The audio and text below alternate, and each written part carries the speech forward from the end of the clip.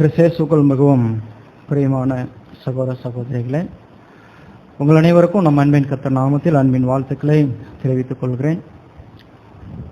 மீண்டுமாக தேவன் அவருடைய சமூகத்தில் நம் யாவரையும் கூடி வரச் செய்து அவருடைய திவ்ய திட்டங்களில் இருக்கிற ஒழுங்குகளை குறித்து, நம்முடைய கடமைகள் மற்றும் ஸ்லாக்கியங்கள் குறித்து நாம் அறிந்து கொள்வதற்கு இந்த நாளிலும் அவர் தந்திருக்கிற அந்த கிருபைக்கு முதலாவது நம்முடைய அன்பின் கர்த்தர் மூலம் நன்றிகளை நாம் ஏறெடுத்துக் கொள்வோம்.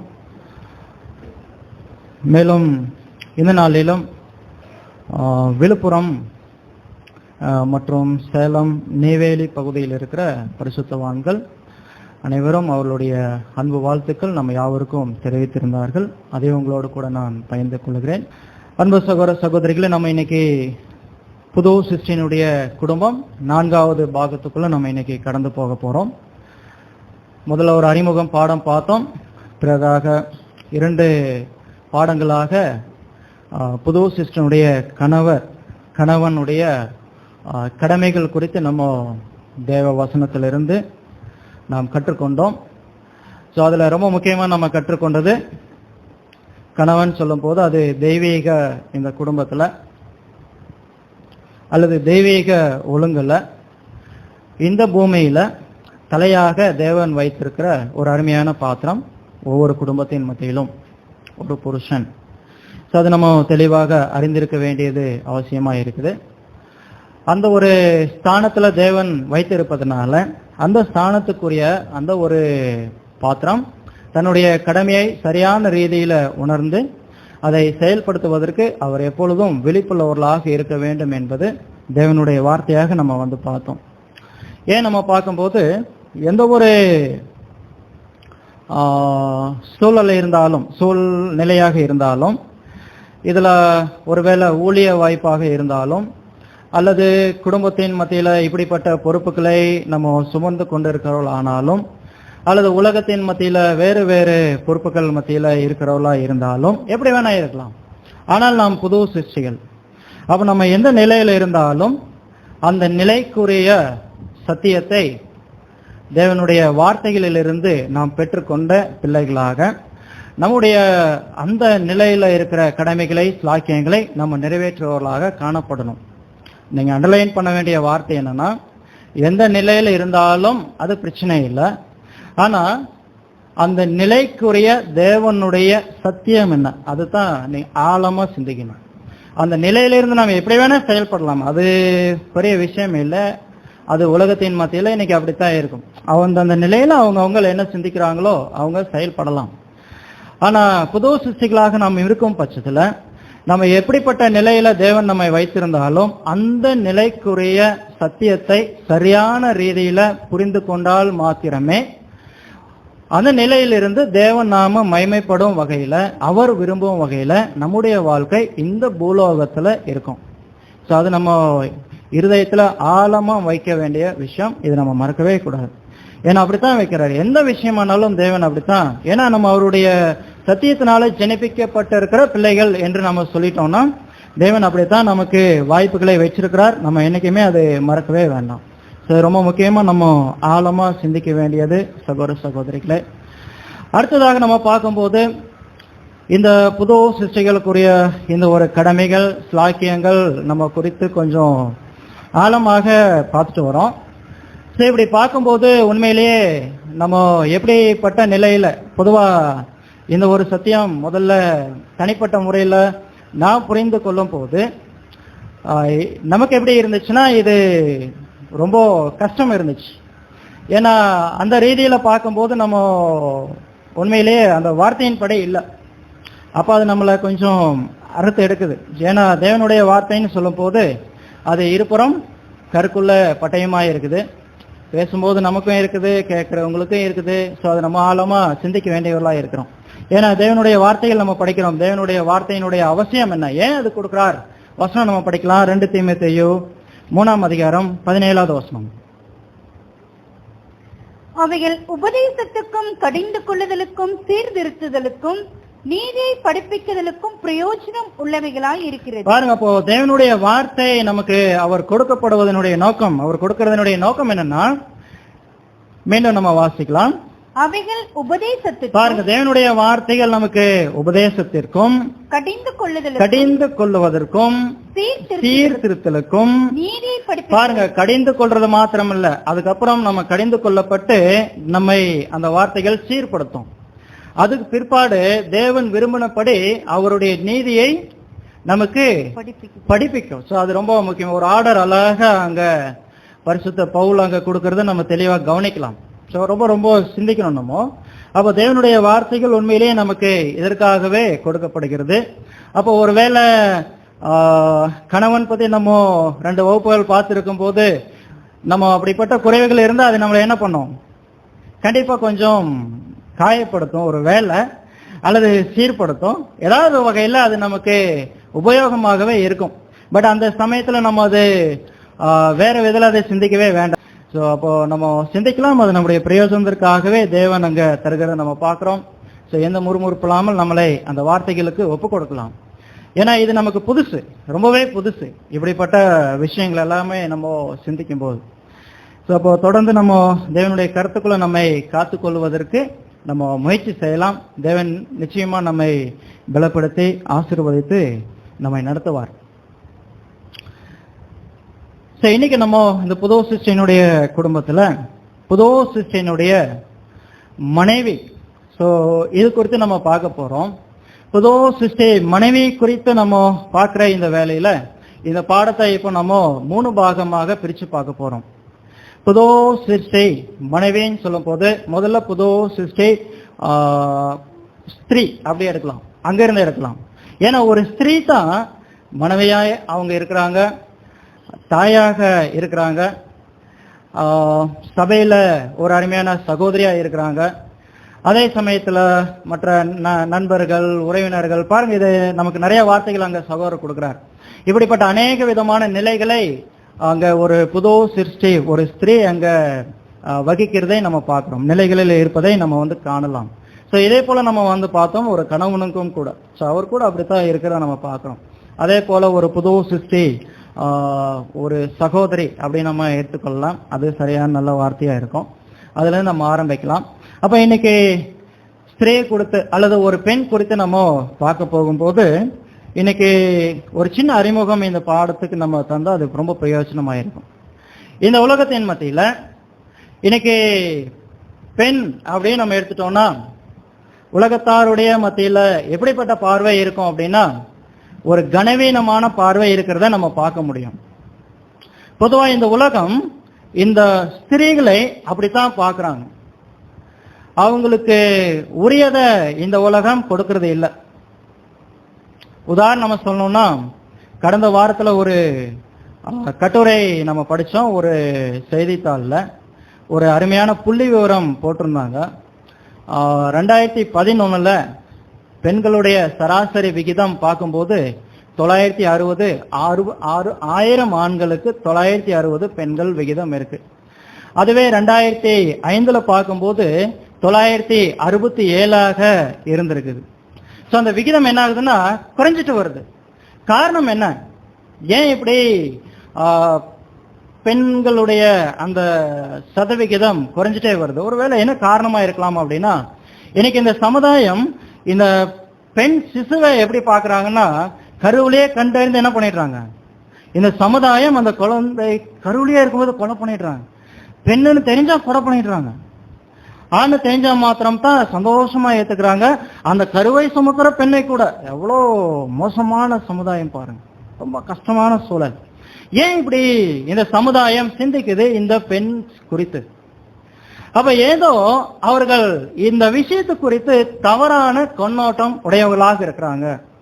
காரணம் என்னவா இருக்கும்? நம்ம ரொம்ப பெருசா ஆராய்ச்சி ஆழ்ந்து பார்த்தோம்னா அது நேரம் நம்மளை எங்க கொண்டு வந்து நிறுத்துதுன்னா தெய்வீக திட்டத்துல தேவன் வைத்திருக்க அந்த மாபெரும் அருமையான ஒரு சிஸ்டத்தை குலைக்கும் வகையில அது சாத்தானுடைய உந்துதலாக இருப்பதை நம்ம பார்க்க முடியுது. இது வெளிப்படையா இந்த மனிதர்கள் பார்க்கும்போது அது புரியுறது இல்லை, ஏதோ அவங்க எப்படியோ பண்றாங்க.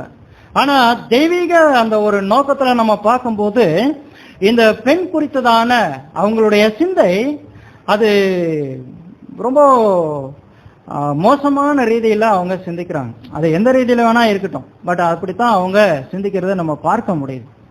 சோ அதனாலதான் இந்த மாதிரியான அவலங்கள் நம்ம சமுதாயத்தின் மத்தியில, இது நம்முடைய தேசத்துல மாத்திரம் இல்ல, இது உலகம் முழுக்கவே இந்த நிலை தான் இன்னைக்கு காணப்படுது. அப்ப காரணம் என்ன? அப்ப மனிதன் இந்த பெண்களுடைய சிருஷ்டிப்பை பத்தி, அதாவது தேவன் எந்த நோக்கத்திற்காக ஒரு ஆணையும் ஒரு பெண்ணையும் சிருஷ்டித்தாரோ, அல்லது ஆணை சிருஷ்டித்து அவர்களுக்கு துணையாக பெண்ணை சிருஷ்டித்தாரோ, உதவியாக பெண்ணை சிருஷ்டித்தாரோ, அந்த நோக்கம் புரிஞ்சுக்கல. இதுதான் இந்த விஷயத்துக்கான காரணம். தேவன் ஒரு அருமையான நோக்கத்தோடு தான் இந்த ஸ்திரீயை படைச்சார். ஆதாமுக்கு ஏற்ற துணையாக, அந்த வசனம் ரொம்ப அருமையா இருக்கு, அந்த வார்த்தை ஏற்ற துணையாக ஏவாளை அங்க தேவன் சிருஷ்டித்தார். இந்த சிருஷ்டிப்புல இருக்குது பெரிய ஒரு அருமையான திட்டம். இது இந்த சமுதாயம் அறிந்து கொள்ளாததுனாலேயே இப்படிப்பட்ட கொடுமைகளை பெண்களுக்கு அவர்கள் செய்கிறத நம்ம பார்க்க முடியும். அப்ப இந்த உயர்ந்த நோக்கத்தை இந்த சமுதாயம் புரிந்து கொண்டாங்கன்னா உண்மையிலே பெரிய ஒரு ஆசீர்வாதம் வாங்குவாங்க. பெண்ணை சிஸ்டத்தினுடைய நோக்கம் என்ன, ஆணுக்கு துணையாக, அது புரிஞ்சுட்டாங்கன்னா ரொம்ப ஆசீர்வாதம் வாங்கிடுவாங்க. ஆனா இன்னைக்கு நம்ம சகோதர சகோதரிகளே, அந்த தெய்வீக நோக்கம் நம்ம கொஞ்சம் முதல்ல சிந்திச்சுட்டு அதுக்கப்புறம் அந்த ஸ்திரீ அவங்களுக்குரிய மற்ற விஷயங்கள் நம்ம தேவனுடைய வசனத்துல நம்ம தியானிக்கலாம். அப்ப தேவனுடைய தெய்வீக திட்டத்துல இந்த ஸ்திரீயை குறிச்சு அவர் எப்படிப்பட்ட ஒரு ஒழுங்கு வச்சிட்டு இருக்கிறார், இது நம்ம சிந்திக்கிறதுக்கு முன்னாடி இந்த ஸ்திரீக்கு தலையாக ஒரு புருஷனை அங்க நியமிக்கிறத நம்ம பார்க்கிறோம். ஒரு தெய்வீக ஒழுங்கு வைக்கிறார் தேவன். வசனம் படிக்கலாம். 1 கொரிந்தியர் 11:3 வசனம். ஒவ்வொரு புருஷனுக்கும் கிறிஸ்து தலையா இருக்கிறார் என்றும், ஸ்திரீக்கு புருஷன் தலையா இருக்கிறான் என்றும், கிறிஸ்துவுக்கு தேவன் தலையா இருக்கிறார் என்றும் நீங்கள் அறிய வேண்டும். பாருங்க, இதுதான் தெய்வீக ஒழுங்கு. ஒரு கிறிஸ்தவ குடும்பத்துல அல்லது புது சிருஷ்டி குடும்பத்துல இதுதான் தெய்வீக ஒழுங்காக தேவன் வச்சிருக்கிறார். இது முழு உலகத்துக்கும் உரியது, ஆனா அது இன்னைக்கு செயல்பாட்டுல கிடையாது. ஆனா இன்னைக்கு புது சிருஷ்டிகள் வாழ்க்கையில இது பின்பற்றப்பட வேண்டியது அவசியமாக இருக்குது. பாருங்க, இப்ப இந்த தெய்வீக குடும்பத்துல தேவன் எப்படி வச்சிட்டாருன்னா ஒரு ஆர்டர். ஒரு புருஷனுக்கு தலை கிறிஸ்து, ஒரு ஸ்திரீக்கு தலை ஒரு புருஷன். ஒரு அருமையான ஆர்டர். கிறிஸ்துவுக்கு தலை பிதாவாகிய தேவன். இதுதான் தெய்வீக ஒழுங்கு நம்ம பார்க்கிறோம் சகோதர சகோதரிகளே. அப்ப இந்த தலை என்பதனுடைய அர்த்தம் நமக்கு தெரியும்.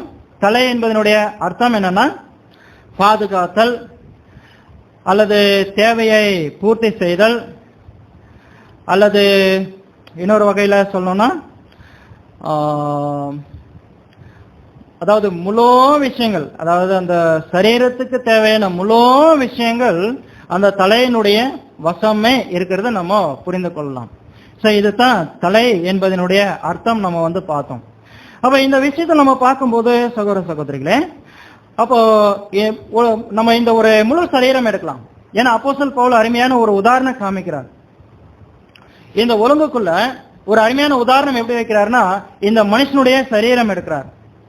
அப்ப இந்த மனுஷனுடைய சரீரம் நம்ம எடுத்துட்டோம்னா இந்த முழு சரீரத்துக்கு தேவையான கட்டளைகள், ஒழுங்குகள், பாதுகாவல், மற்ற எல்லா விஷயங்கள் சப்ளை எங்கிருந்து தான் வருது பாத்தீங்களா? தலையிலிருந்து தான் வருது. பாருங்க, இந்த உருவமைப்புகள் கூட தேவன் அந்த ஒரு தெய்வீக நீங்கதே அழகாக பொருத்தி வச்சிருக்கிறார். இப்படித்தான் அங்க வருகிறது பாக்குறோம். அதே போலதான் இந்த மனுஷனுடைய வாழ்க்கையில ஒரு ஸ்திரீக்கு புருஷன் இப்படித்தான் இருக்கிறார். தலை என்பதனுடைய அர்த்தம் இப்படித்தான் புரிஞ்சுக்கணும். அந்த சரீரத்துக்கு தேவையான எல்லா விஷயங்களும் அது என்ன இருந்தாலும் சரி, அது தலை இல்லாமல் வர முடியாது. தேவன் அப்படி வைக்கவே இல்லை. இது நம்ம புரிந்து கொள்ளலாம். இது நமக்கு தெரிஞ்ச விஷயம் தான். பாருங்க, இன்னொரு வசனம் படிக்கலாம். எபேசியர் 5:23 வசனம். கிறிஸ்து சபைக்கு தலையா இருக்கிறது போல புருஷனும் மனைவிக்கு தலையா இருக்கிறார். பாருங்க, அப்போ சரீரமாகிய சபைக்கு கர்த்தர் இயேசு தலையா இருக்கிறார். அதே போல அப்படியே கம்பேர் பண்றாரு அப்போஸ்தலன் பவுல். அப்படியே ஒப்பிட்டு பார்க்கணும். அதே போல ஒரு மனைவிக்கும் ஒரு ஸ்திரீக்கும் ஒரு புருஷன் தலையாக நியமிக்கப்பட்டிருக்கிறார். இது தெய்வீக ஒழுங்கு நம்ம பார்க்கிறோம் சகோதர சகோதரிகளே. பாருங்க, இப்போ இது எப்படி நம்ம இன்னொரு ரீதியில கொஞ்சம் ஆவிக்குரிய வகையில புரிந்து கொள்ளலாம்னா, இந்த ஒரு ஒழுங்கு மனிதனுடைய சரீரத்துல காட்டப்பட்டு இருப்பதை நம்ம எப்படி புரிந்து கொள்ளலாம்னா,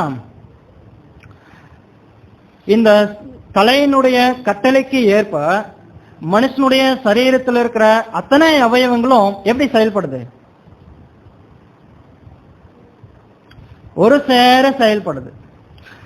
அவைகளுக்குள்ள வெவ்வேறு அங்கங்கள் இருந்துட்டாலும், அவைகள் வெவ்வேறு வேலைகளை செய்பவைகளாக இருந்துட்டாலும், அவைகள் எல்லாமே தலையினுடைய கட்டளைக்கு முழுவதும் அப்படியே கீழ்ப்படிந்திருக்கிறத நம்ம பார்க்க முடியும். அப்ப இந்த முழு சரீரம் உண்மையிலேயே யாருக்குத்தான் சேவை செய்கிறதாக இருக்குது? இந்த தலையினுடைய விருப்பத்துக்கு ஏற்ப சேவை செய்பவர்களாகவே இருக்குது. இது அப்படியே ஆவிக்குறையில் நம்ம பொறுத்தலாம். பாருங்க, இப்ப இன்னைக்கு சரீரமாகிய சபை இருக்கிறாங்க. இந்த முழு சபை யாருக்கு இசைவா அல்லது யாருடைய விருப்பத்தை நிறைவேற்றுகிற வகையில செயல்படணும் இல்லைங்களா? தலை கர்த்தராகிய இயேசு கிறிஸ்துவினுடைய விருப்பத்திற்கு இணங்க, அவருடைய கட்டளைகளுக்கு இணங்க இந்த முழு சபை செயல்படணும். அப்படியே நம்ம ஒப்பிட இருக்கலாம். ஒரு மனைவி இருந்துட்டா அந்த மனைவி அவங்களுடைய வெறுப்புகள் என்ன வேணா இருக்கட்டும், இது எல்லாமே இசைவா இப்ப யாருக்கு தகுந்த மாதிரி இருக்கணும்? அவருடைய தலைக்கு இசைவாக இருக்கணும். அந்த தலைக்கு இசைவாக செயல்பட வேண்டியது அவசியம். பாருங்க, இந்த ஒப்புமே நீங்க மைண்ட்ல அழகா வச்சிருங்க. இது ரொம்ப முக்கியமா இருக்குது. இந்த சரீரம் முழுக்க இந்த தலையினுடைய விருப்புக்கு ஏற்ற வகையில, கட்டளைக்கு ஏற்ற வகையில இயங்குது. அதே போல இந்த சரீரமாகிய சபை கர்த்தருடைய தலையாயிருக்கிற கர்த்தர் இயேசு கிறிஸ்துனுடைய கட்டளைக்கு இணங்க, அவருடைய விருப்பத்திற்கு இணங்க முழுவதும் தங்களை செயல்படுத்திக் கொள்ளுது. அடுத்தது நம்ம பார்த்தோம். அதே போல இப்போ ஒப்பீடு சொல்றாரு எபேசியர்ல, ஸ்திரீயானவள் அப்படித்தான் இருக்கணும் இல்லைங்களா?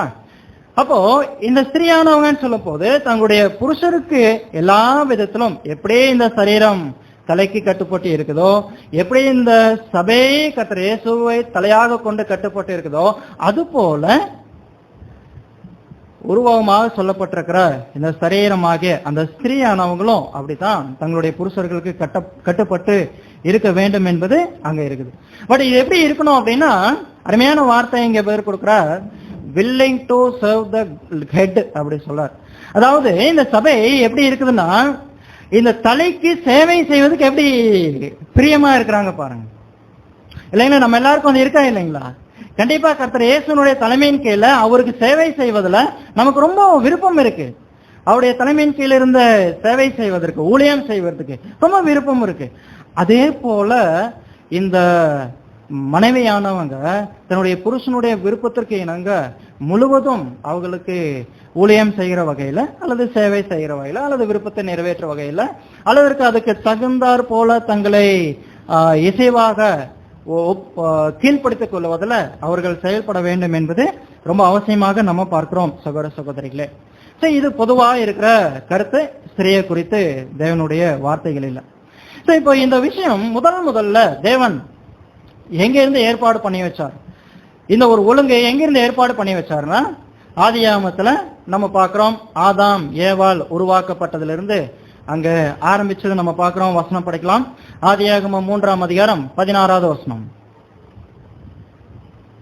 அவர் ஸ்திரீயை நோக்கி, நீ கர்ப்பவதியா இருக்கும்போது உன் வேதனையை மிகவும் பெருக பண்ணுவேன், வேதனையோட பிள்ளை பெறுவாய், உன் ஆசை உன் புருஷனை பற்றி இருக்கும், அவன் உன்னை ஆண்டு கொள்வான். பாருங்க, அவன் உன்னை ஆண்டு கொள்வான்.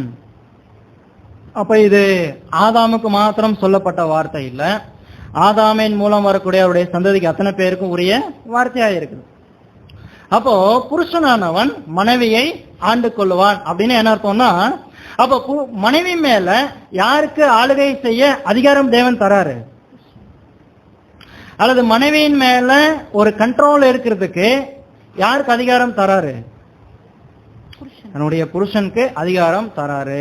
பாருங்க, அதுதான் அருமையா அங்க ஆரம்பிச்சு வச்சார் தேவன். ஆனா இன்னைக்கு நம்ம பார்க்கும்போது சகோதர சகோதரிகளே, இந்த சீரழிந்து வருகிற இந்த சமுதாயத்தின் மத்தியில இந்த ஒழுங்குகள் தவறான முறையில பின்பற்றப்படுது. உண்மையிலேயே மனைவிகளை ஆண்டு கொள்றாங்க, ஆனா எந்த வகையிலன்னா நியாயமான விதத்துல ஆண்டு கொள்றது இல்லை. இங்க தேவன் கரடும் அழுகைன்னு சொல்லும் போது ஒரு பெரிய கட்டுப்பாடு, பேசக்கூடாது, அப்படி இப்படி அப்படியெல்லாம் தேவன் வைக்கல. ஆண்டு கொள்ளுவான் என்று இருந்தாலும் அந்த மனைவிக்குரிய ஒரு சுயாதீனம் கொடுத்திருக்கிறார், ஒரு சுதந்திரம் தந்திருக்கிறார். அவங்க அப்படி செயல்படுவதற்கு உரிமை இருக்குது. பாருங்க, அந்த ஆண்டு கொள்றதுல கூட தேவன் இப்படி ஒரு உரிமையை வச்சிருக்கிறார். ஆனா இந்த சமுதாயத்தின் மத்தியில இன்னைக்கு அப்படி இல்லை. பெண்கள் ரொம்ப ஒரு கொடுமைக்குள் ஆக்கப்படுவதை நம்ம பார்க்கிறோம். ஆண்களுக்கு கீழே அவர்கள் எவ்வளவோ வாதிக்கப்படுகிறத நம்ம கண்ணு முன்னாடி பார்க்க முடியுது. காரணம் என்னன்னா இந்த விஷயங்கள் எல்லாம் அவங்க புரிந்து கொள்ளாதனாலே இதெல்லாம் நடக்குது. நெக்ஸ்ட், தேவன் தந்துட்ட அந்த ஒரு ஆளுமை தன்மை இன்னைக்கு பெண்களை இந்த அளவுக்கு சீரழிக்க வைக்கிறத நம்ம பார்க்கிறோம். எல்லாமே இந்த தீமை நிறைஞ்ச யுகமா இருக்கிறதுனால சாத்தான் அதை அப்படியே உல்டா பண்ணி இருக்கிறத நம்ம தெளிவாக கவனிக்கலாம். இப்படி ஒரு ஸ்திரீக்கு புருஷனை தலையாக தந்திருக்கும் போது, அப்ப இந்த ஒரு புது சிருஷ்டி குடும்பத்துல கண்டிப்பாகவே இப்படித்தான் செய்யப்பட வேண்டுமா? ஏன்னா சில வசன பகுதிகள் நமக்கு வேறு மாதிரியான ஒரு எண்ணத்தை அங்க கொண்டு வருது. வசனம் நீங்க படிக்கலாம். கலாத்தியர் 3:28 யூதன் என்றும் கிரேக்கன் என்றும் இல்லை, அடிமை என்றும் சாதினன் என்றும் இல்லை, ஆண் என்றும் பெண் என்றும் இல்லை, நீங்கள் எல்லாரும் கிறிஸ்து இயேசுவுக்குள் ஒன்றாய் இருக்கிறீர்கள். பாருங்க, அப்போ இந்த ஒரு அருமையான குடும்பத்தை பத்தி அங்க பேசும்போது இங்க கிரேக்கன் என்றும் இல்லை, யூதன் என்றும் இல்லை, ஆண் என்றும் இல்லை, பெண் என்றும் இல்லை, அடிமை சாதினன் எந்த வேறுபாடுமே இல்லை. அப்போ அப்படி இருக்கும்போது எந்த வேறுபாடுமே இல்லைங்கும் போது எப்படி ஒரு ஸ்திரீக்கு புருஷன் தலையா இருக்க முடியும்?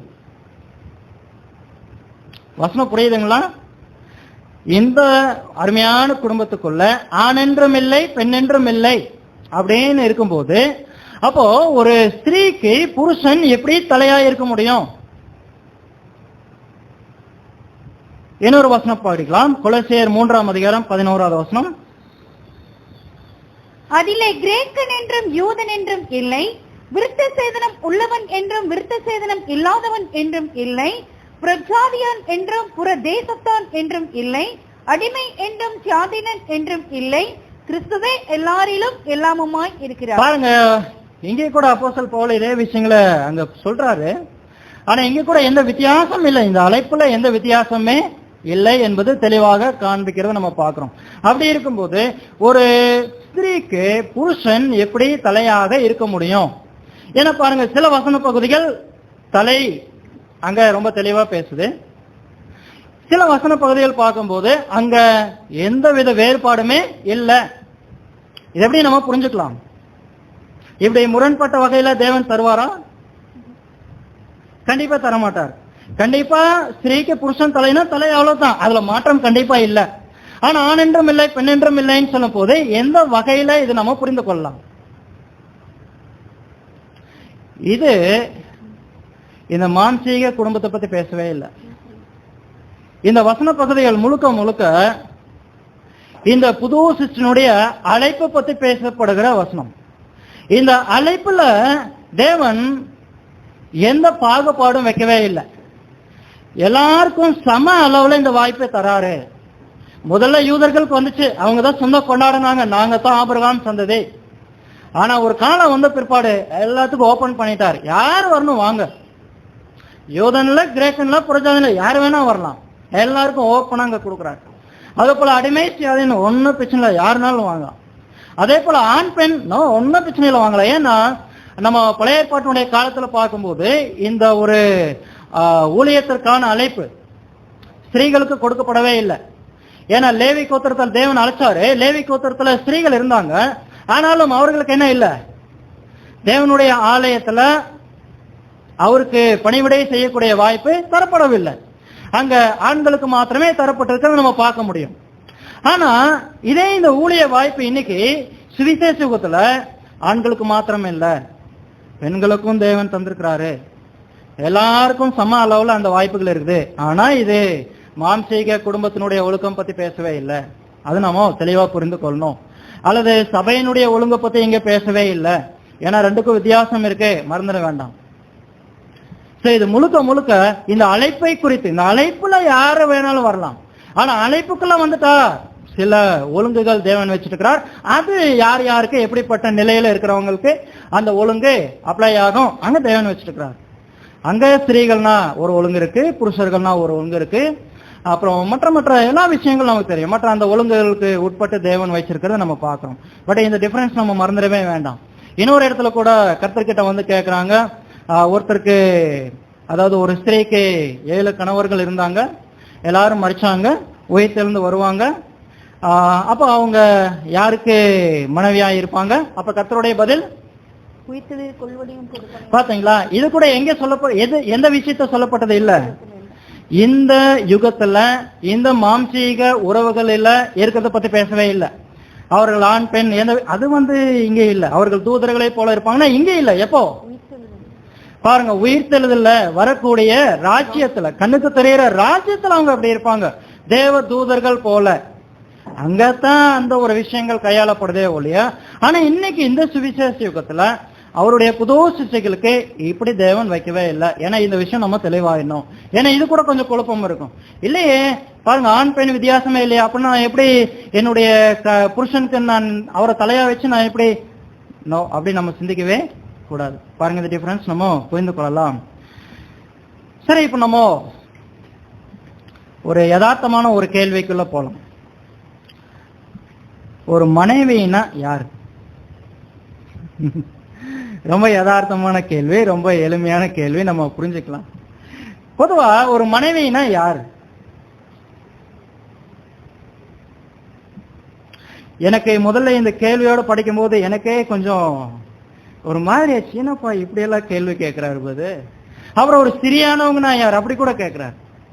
எனக்கு டவுட் ஆயிட்டு நெட்ல போயிட்டு செக் பண்ணா நிறைய டிக்ஷனரியில நிறைய விதவிதமா அங்க விளக்கங்கள் வருது.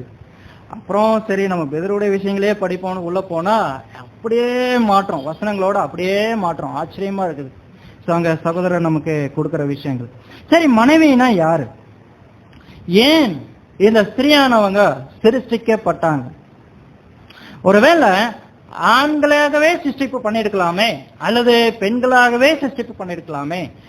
ஏன் இந்த வேறுபட்ட இந்த நிலையில இந்த பாலினத்தை தேவன் உருவாக்கிட்டார்? காரணம் என்ன? சோ அங்க முதல் விஷயம் நம்ம என்ன புரிஞ்சுக்கலாம்னா, ஒரு ஸ்திரீ உருவாக்கப்பட்டதனுடைய நோக்கம் என்னன்னா அது ஒரு தெய்வீக நோக்கம். அது முதல்ல நம்ம புரிஞ்சுக்கலாம். அந்த தெய்வீக நோக்கம் என்னன்னா கர்த்தர் இயேசு அவருடைய மனவாட்டி. அதை குறிக்கும் விதத்துல தேவன் அருமையான பிளான் வச்சிருக்கிறார் இந்த ஆண் மற்றும் பெண் இந்த விஷயங்கள்ல. ஆனா பொதுவாக இந்த ஒரு சிருஷ்டிப்புல விஷயங்கள் நம்ம புரிந்து கொள்ளலாம். முதல்ல நம்ம மனுஷன் சிருஷ்டிக்கப்பட்டதுல இருந்து எடுக்கலாம். தேவன் ஏன் மனுஷனை சிருஷ்டிப்பு பண்ணிட்டார்?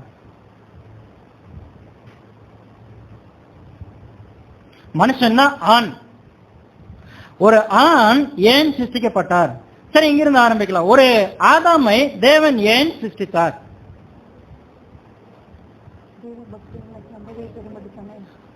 பாருங்க, ஏன்னா இதுல இருக்குது அந்த ரகசியம். இது நம்ம தெளிவா புரிஞ்சுட்டோம்னா நமக்கு இந்த விஷயங்கள் எளிமையா புரிஞ்சிடலாம். பாருங்க, ஆதியாகமம் 1ஆம் அதிகாரம் 24 மற்றும் 27 படிக்கலாம். பின்பு தேவன் நமது சாயலாகவும் நமது ரூபத்தின் படியையும் மனுஷனை உண்டாக்குவோமாக, அவர்கள் சமுத்திரத்தின் மச்சங்களையும் ஆகாயத்து பறவைகளையும் மிருக ஜீவன்களையும் பூமி அனைத்தையும் பூமியின் மேல் ஓடும் சகல பிராணிகளையும் ஆளக்கடவர்கள் என்றார். பாருங்க, இங்க யாருடைய சிருஷ்டிப்பை பத்தி பேசுறாரு? ஆதாம் ஏவாள் சிருஷ்டிப்பை பத்தி பேசுறாரா?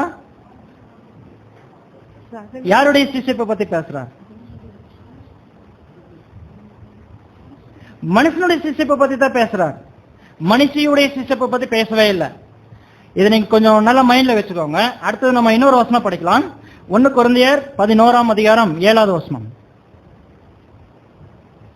புருஷனானவன் தேவனுடைய சாயலும் மகிமையுமாய் இருக்கிறபடியால் தன் தலையை மூடிக்கொள்ள வேண்டுவது இல்லை. இன்னொரு வசனம் படிக்கலாம். 1 தீமோத்தேயு 2ஆம் அதிகாரம் 13வது வசனம்.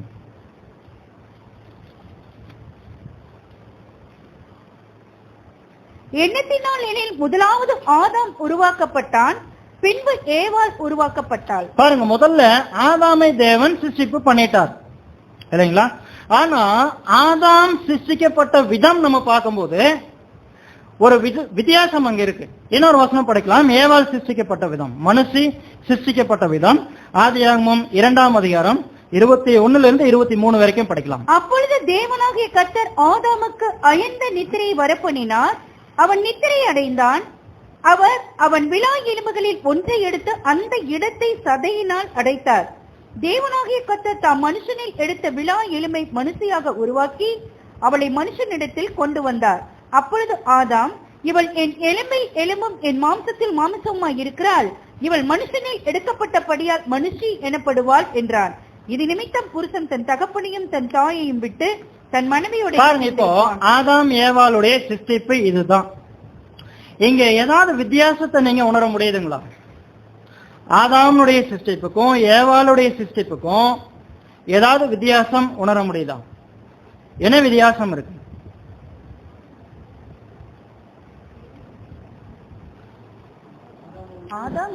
ஆதாம் தேவனுடைய நேரடியான சிருஷ்டிப்பு. பாருங்க, இப்போ ஏவாள் குறித்து சொல்லும் போது அங்க நம்முடைய ரூபம் நம்முடைய சாயல் சொல்லல. ஆனா ஆதாம் பத்தி சொல்லும் போது நாம் நம்முடைய ரூபத்தின்படியும் நம்முடைய சாயலின்படியும் யாரை உண்டாக்கலாம்? மனுஷர்களை உண்டாக்குவோம் சொல்லல. வசனம் என்ன இருக்கு? மனுஷனை உண்டாக்குவோமாக. ஆங்கிலத்தில் படிச்சோம்னா மேன். மனுஷனை உண்டாக்கும், மனுஷி இல்ல. பாருங்க, அப்போ ஆதாம் நேரடியாக தேவனுடைய சாயல்ல அவருடைய ரூபத்தின் படியாக சிருஷ்டிக்கப்பட்டவர். இதுல என்ன பெரிய விஷயம் இருக்கு? ரொம்ப மைன்யூட்டா கவனிக்கணும். இதுலதான் பெரிய விஷயங்கள் இருக்கு. இதுல இருந்து தான் நம்ம இந்த ஒரு அருமையான கொள்கை நம்ம புரிந்து கொள்ள போகிறோம். இந்த தெய்வீக திட்டத்தில் இருக்கிற அருமையான ஏற்பாடு. ஆனா அதே மனுஷன் நம்ம பார்க்கும்போது தேவனால் அப்படி சிருஷ்டிக்கப்படல, அந்த மனுஷனிலிருந்து சிருஷ்டிக்கப்பட்டிருக்கிறாங்க. ஆனா தேவனுடைய நேரடியான சிருஷ்டிப்புல இல்ல, மனுஷி சிருஷ்டிக்கப்பட்ட விதம். நீங்க இது சொல்லும் போது சகோதரிகள்லாம் சோர்வுக்குள்ள போயிடாதீங்க. ஐயோ நம்மளாம் அப்படித்தான் சிருஷ்டிக்கப்பட்டோமா, அப்படி எல்லாம் சிந்திக்க வேணாம். ஏன்னா இது அப்படி புரிஞ்சுக்கிறதுக்காக பேசப்படுற வசனம் இல்ல, ஒரு ஒழுங்க பத்தி பேசுகிற வசனம். அதுக்கு தான் நீங்க அந்த ரீதியில தான் இது புரிந்து கொள்ளணும். பாருங்க, அப்போ இதுதான் மனுஷன் மற்றும் மனுஷி சிருஷ்டிக்கப்பட்ட விதம் நம்ம பார்க்கணும். அப்ப இதுல ஒரு விசேஷம் இருக்கு. ஏன் தேவன் ஆதாமே சிருஷ்டித்தது போலவே ஏவாளை என்ன பண்ணிருக்கலாம்? சிருஷ்டிப்பு பண்ணிருக்கலாம். ஆனா அப்படி செய்யல. நேரடியா அல்லது சிருஷ்டிப்பு பண்ணிருக்கலாம், அதுவும் செய்யல. ஆதாமுடைய எலும்புல இருந்து தான் அங்க சிருஷ்டிப்பு செய்திருக்க நம்ம பார்க்கிறோம். ஏன் தேவன் இப்படி செய்யணும்? சோ அதை நம்ம சிந்திக்கலாம். பின்னாடி விஷயங்கள் நம்ம தெரிந்து கொள்ளலாம். ஆவிக்குரிய ரீதியில நிறைய விஷயங்கள் நமக்கு தெரியும். ஆனா இந்த ஒழுங்கு குறித்த விஷயத்துல அந்த பார்வையை நீங்க பார்க்கணும். அதுல என்ன விஷயம் தேவன் வச்சார் அதை நம்ம சிந்திக்கலாம். சரி, இப்போ ஆதாம் ஏவாளை தேவன் சிருஷ்டித்தார். ஆதாமை சிருஷ்டித்ததுக்கு ஒரு காரணம் இருக்கு, ஏவாளை சிருஷ்டித்ததற்கு ஒரு காரணம் இருக்கு. ஆதாமை சிருஷ்டிக்கும் போது அவருடைய சாயலே அவருடைய ரூபத்திலே சிருஷ்டித்தாரு. ஏவாளை சிருஷ்டிக்கும் போது அப்படியே சிருஷ்டிக்கல. அப்போ சில வித்தியாசங்கள் அதுல இருக்கு. சரி, ஓகே. இப்ப ஆதாம் சிருஷ்டிக்கப்பட்டது போல ஏவாளை சிருஷ்டிக்கப்படாதனுடைய நோக்கம் நம்ம பின்னாடி தெரிஞ்சுக்கிறதுக்கு முன்னாடி முதல்ல அந்த ஏவாள் அல்லது ஒரு ஸ்திரீ அல்லது ஒரு மனுஷி சிருஷ்டிக்கப்பட்டதனுடைய நோக்கம் என்ன? ஏன் ஒரு மனுஷி சிருஷ்டிக்கப்பட்டாங்க? என்ன காரணம்?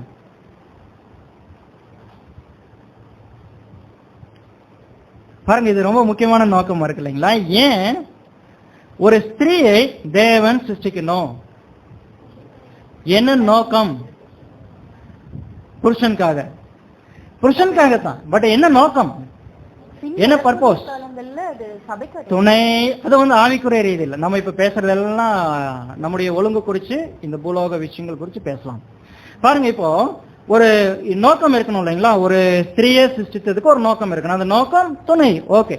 பட் அந்த நோக்கம் என்ன? அந்த துணையினுடைய நோக்கம் என்ன? அந்த நோக்கம் என்னவா இருக்குது தேவனுடைய அந்த சிருஷ்டிப்புல? ஒரு அருமையான ஒரு வார்த்தை எங்க கொடுக்கிறாரு சகோதரர், ஹெல்ப் மெட். ஹெல்ப் மெட், அந்த ரெண்டு வார்த்தையும் அழகா பிரிக்கிறார், ஹெல்ப் மெட். அப்போ பாருங்க, இந்த நோக்கம் நம்ம புரிஞ்சுட்டோம்னா ஸ்திரீகள் செயல்படுறதுக்கு ரொம்ப ஈஸி ஆயிடும். புருஷர்களுக்கு கீழே அவங்க செயல்படுறதுக்கு ரொம்ப எளிமையாயிடும். அதுல எந்த கஷ்டமே இருக்காது. அந்த டிஃபரன்ஸ் அல்லது தாழ்மைப்படும் போது கொஞ்சம் கஷ்டம் அதெல்லாம் எதுவுமே வராது. ரொம்ப எளிமையா தாழ்மையாயிடலாம். பாருங்க, அப்ப நோக்கம் என்னன்னா ஒரு ஆண் சிருஷ்டிக்கப்பட்டதனுடைய நோக்கம் ஆளுகைக்காக, ஒரு பெண் சிருஷ்டிக்கப்பட்டதனுடைய நோக்கம் அந்த ஆளுகை செய்கிற அந்த மனுஷனுக்கு துணையாக, அல்லது இன்னொரு வகையில சொல்லும் போது உதவிகரமாக, அல்லது அவர் செய்கிற அந்த ஆளுகையில தங்களால் இயன்ற உதவிகளை செய்வதற்காக தேவன் யாரை சிருஷ்டிப்பு பண்ணியிருக்கிறார்? இந்த மனுஷியை சிருஷ்டிப்பு செய்திருக்கிறார், ஒரு ஸ்திரீயை சிருஷ்டிப்பு செய்துட்டார். பாருங்க, அப்ப இதுலயே விளங்குது. அப்போ ஒரு ஆண் செய்வதற்கு மேல ஒரு பெண் என்ன பண்ண முடியாது அப்படின்னா நீங்க தவறா புரிஞ்சிடவே கூடாது. விஷயங்கள் நீங்க தெளிவா புரிஞ்சுக்க. ஒரு குடும்பத்தை பத்தி பேசுறோம், ஒரு ஒழுங்கு பத்தி நம்ம பேசிட்டு இருக்கிறோம். இன்னைக்கு இருக்கிற மற்ற திறமைகள் அடிப்படையில் நம்ம இது பேசவே இல்லை. பாருங்க, அப்போ ஒரு பெண் அப்படின்னு இருக்கும்போது அவங்களை என்ன செய்துட்டாலும் கண்டிப்பா அவங்க யாருக்கு கீழே அவங்க தங்களை உட்படுத்திக் கொள்ளுவர்களாக இருக்கணும். தங்களுடைய புருஷன்களுக்கு கீழாக தங்களை உட்படுத்திக் கொள்ளுவர்களாக வாழணும். எந்த சூழ்நிலையிலே கூட அவருக்கு உதவி செய்யறதை விட்டுட்டு அவரை என்ன பண்ணிக்க கூடாது, உதவியாளராக மாற்றிக்கொள்ளக்கூடாது. இதுதான் உலகத்தின் நிலை. இது அப்படியே உள்டா நம்ம ரொம்ப சீரியஸா சிந்திக்கணும். ஏன்னா இது சாத்தானுடைய வஞ்சகம். எப்பேற்பட்ட வஞ்சகம் பாருங்க. ஏன்னா இன்னும் நம்ம ஆழமா போக போறோம். இதுல இருக்கிற மேலான ரகசியம் என்ன புரிஞ்சுட்டோம்னா நமக்கு ரொம்ப தெளிவாயிடும். இதுல எந்த கஷ்டமே இருக்காது. பாருங்க, இப்போ இன்னைக்கு இந்த நிலை அப்படியே உள்டாயிடுச்சு. ஸ்ரீய தேவன் எதுக்காக சிருஷ்டிப்பு பண்ணிட்டாரோ அந்த நோக்கம் மாறிடுச்சு இன்னைக்கு உலகத்தின் மத்தியில. ஆனா இன்னைக்கு புது சிருஷ்டிகள் மத்தியில அது அறியாமல் இருக்கும் போது இன்னைக்கு நம்ம தேவ கிருபையில அறிந்து கொள்ளலாம். அது ரொம்ப முக்கியம். பாருங்க, அப்ப எந்த ரீதியில கூட ஒரு ஸ்திரீயானவள் தன்னுடைய புருஷனுக்கு எல்லா விதத்திலும் உதவி செய்பவளாக இருக்கணும். மாறாக அவர்களுடைய எல்லா காரியத்துக்கும் தன்னுடைய புருஷனை என்ன பண்ணிக்க கூடாது, உதவியாளராக மாற்றிக்கொள்ளக்கூடாது. பாருங்க, இது டிவைன் அந்த ஆர்டர், அந்த தெய்வீக ஒழுங்கு. அதாவது ஒரு மனுஷன் மற்றும் ஒரு மனுஷி சிருஷ்டிக்கப்பட்டதனுடைய நோக்கம், தெய்வீக நோக்கம், அது நம்ம மறக்க வேண்டாம். அந்த தெய்வீக நோக்கத்துல ஒரு ஸ்திரீ சிருஷ்டிக்கப்பட்டது அந்த புருஷனுக்கு எல்லா விதத்திலும் உதவியாக இருப்பதற்காகவே அவர்கள் சிருஷ்டிக்கப்பட்டிருக்கிறாங்க. சரி, இப்ப உதவியாக இருக்கும்படினா அப்ப எந்தெந்த வகையெல்லாம் அவங்க உதவியாக இருக்கிறதுக்கு, எந்தெந்த ரீதியில் அவங்க உதவியா இருக்கலாம்? உதாரணம் சொல்லாம, ஏன்னா இது நம்ம வாழ்க்கை பத்தி தான் நம்ம பேசுறோம். எந்தெந்த ரீதியில ஒரு ஸ்திரீ ஒரு புருஷனுக்கு உதவிகரமா இருக்கலாம்? ஏன்னா ஹெல்ப் பண்றோம் சொல்லிட்டோம். அப்ப ஹெல்ப் பண்ணா கண்டிப்பா ஹெல்ப் பண்ணாவே செயல் பண்ணணும். அப்ப எந்தெந்த ரீதியில அவங்க செயல் பண்ணலாம்? குடும்பத்தினுடைய நிர்வாக காரியங்களில கணவன் எடுக்கிற முடிவுகளுக்கு தங்களை இசைவாக ஒப்பு கொடுக்கலாம். அப்புறம் தங்களால் இயன்ற உதவிகளை செய்யலாம். அடுத்தது தங்களுக்கு இருக்கிற திறன்கள் வச்சு, தாளந்துகள் வச்சு, மற்ற வாய்ப்புகள் வச்சு தன்னுடைய புருஷனுக்கு எந்தெந்த வகையில எல்லாம் உதவியா தாங்கள் இருக்க முடியுமோ அப்படியெல்லாம் சிந்திக்கலாம். சோ இது வீடுகளில் நம்ம அப்படி சிந்திக்கிறதுக்கான வாய்ப்பு இருக்கு. அப்ப இப்படிப்பட்ட வாய்ப்பு ஒரு ஸ்திரீக்கு வீட்டுல மாத்திரமில்ல, சபையிலே இருக்கு, உலகத்தின் மத்தியில கூட இருக்கு. சோ ஒரு கணவனுக்கு தாங்கள் உதவி செய்யும் வகையில அப்படி செய்யலாம். ஏன்னா பொதுவாக இங்க ஒரு 2 புது சிஷ்டிகள், அதாவது கணவன் மனைவியா இங்க இருக்கும் போது கண்டிப்பாக இந்த ரீதியில் அவர்கள் சிந்திப்பது ரொம்ப உதவியா இருக்கும். எல்லா விஷயத்திலும் அவங்க அப்படி சிந்திக்கலாம் சகோதர சகோதரிகளே. சரி, இப்போ இத பத்தி நம்ம டீட்டெயிலா பின்னாடி நம்ம பார்க்க போறோம். இந்த ஹெல்ப்மேட் குறிச்சு உதவிகரமா இருக்கணும்னா எந்த ரீதியில அவங்க இருக்கணும் அது நம்ம ஃபுல்லா சிந்திக்க போறோம். ஆனா அதுக்கு முன்னாடி இந்த ஸ்திரீ, அதாவது மனுஷன் மற்றும் மனுஷிக்கு இடையே இருக்கக்கூடிய ஒரு அருமையான உறவு பத்தி நம்ம ஒரு தெளிவுக்குள்ள இப்ப வர வேண்டியது அவசியம். ஏன்னா ஒரு புருஷன் மனைவின்னு சொல்லும் போது ஒரு அந்யோன்யம் இருக்கு. அவங்களுக்குள்ள எந்த ஒரு பாகுபாடுகள், ஏற்றத்தாழ்வுகள் இருக்கக்கூடாது. ஏன்னா இது பொதுவான நெய்தியா நம்ம பார்க்கிறோம். அப்போ இப்படி இருக்கும்போது இந்த உறவுகள் அநேக நேரத்துல சரியான அந்த தெய்வீக ஒழுங்குக்குள்ள காக்கப்படுவது இல்லாம போகுது. சோ அது ரொம்ப ஆழமா சிந்திக்க வேண்டியது அவசியம். அந்யோன்யம்ங்கிறது வேற, தேவனுடைய ஒழுங்குக்கு உட்பட்டு வாழுவது என்பது வேற, தங்களுடைய வாழ்க்கையில் அதை பிரயோகப்படுத்துவது வேற. சோ அது ரெண்டுக்கும் பெரிய வித்தியாசம் அங்க இருப்பதை நம்ம முதல்ல உணர்ந்து கொள்ளணும் சகோதர சகோதரிகளே. சரி, முதல்ல இது எப்படி இருக்கணும்? வீட்டுல ஒரு ஸ்திரீயானவள் வீட்டுல எப்படி இருக்கணும் அவங்களை குறித்ததான ஒரு ஒழுங்கு என்ன சொல்றாரு அப்போஸ்தலர் பவுல், நம்ம படிக்கலாம். 1 தீமோத்தேயு 2ஆம் அதிகாரம் 11 மற்றும் 12வது வசனம். ஸ்திரீயானவள் எல்லாவற்றிலும் அடக்கமுடையவளாய் இருந்து அமைதலோடு கற்றுக்கொள்ள கடவுள். உபதேசம் பண்ணவும் புருஷன் மேல் அதிகாரம் செலுத்தவும் ஸ்திரீயானவளுக்கு நான் உத்தரவு கொடுக்கிறது இல்லை. பாருங்க, இங்க ஸ்திரீயானவங்களுக்கு, அதாவது இது வீட்டுல அந்த ஒரு கணவன் மனைவியினுடைய உறவை பத்தி அங்க பேசுறாரு. ஒரு ஸ்திரீயானவளுக்கு அல்லது ஒரு மனைவியானவளுக்கு அங்க தேவனுடைய கட்டளை என்னன்னா, அவங்க எப்படி இருக்கணும்? எல்லாவற்றிலும் அடக்கம். ஃபர்ஸ்ட் வார்த்தை 11வது வசனம் படிக்கலாம். ஸ்திரீயானவள் எல்லாவற்றிலும் அடக்கம் உடையவளாய் இருந்து அமைதலோடு கற்றுக்கொள்ள. பாருங்க, ஸ்திரீயானவங்க முதல்ல அவங்க எப்படிப்பட்டவங்களா இருந்தாலும் சரி, அது பிரச்சனை இல்ல. ஆனா அவர்கள் எப்படிப்பட்ட சிந்தையுடையவளா இருக்கணும்னு தேவன் விரும்புறாருன்னா, எல்லாவற்றிலும் அடக்கம் இருக்கணும். அந்த வார்த்தையை நம்ம அண்டர்லைன் பண்ணி வைக்கணும். அடக்கம் இருக்கணும்.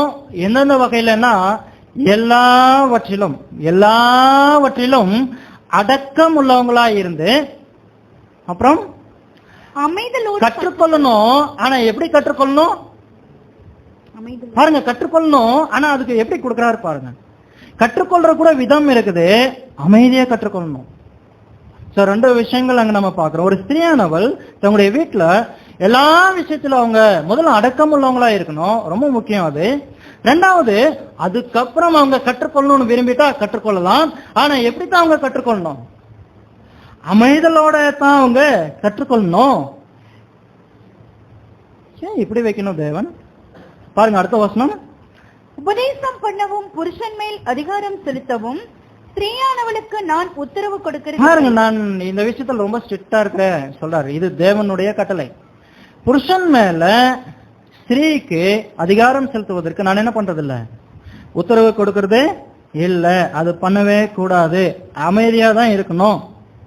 சோ இது பார்க்கும்போது நமக்கு ரொம்ப ஆச்சரியமா இருக்கு. ஏன் தேவன் இப்படி ஒரு ஸ்ட்ரிக்டான ஒரு கட்டளை அங்க கொடுக்கணும் இல்லைங்களா? இவ்வளவு கடினமான பார்க்கும்போது அப்படித்தான் நமக்கு தெரியுது. ஒரு கடினமா இருக்கிறது போல அங்க தெரியுது. அப்ப நீங்க இந்த வசனங்கள்லாம் படிக்கும்போது நீங்க எப்பயும் மைண்ட்ல வச்சுட்டே வாங்க. எதுன்னா, மனுஷி சிருஷ்டிக்கப்பட்டதனுடைய நோக்கம். சரி, இங்க அப்போஸ்தலர் பவுல் இப்படி பேசுறதுக்கு ஒரு பெரிய ஆழமான நோக்கம் இருக்கு. அதனாலதான் அப்போஸ்தலர் பவுல் இந்த வார்த்தையை இவ்வளவு ஆழமா பேசுறாரு. பாக்குறதுக்கு இது ஒருவேளை கடினமா இருக்கலாம், ஆனா ரொம்ப உபயோகமானது இது இப்படி இருப்பது. சோ ஸ்திரீகளுக்கு இது ரொம்ப உபயோகமா இருக்கும்.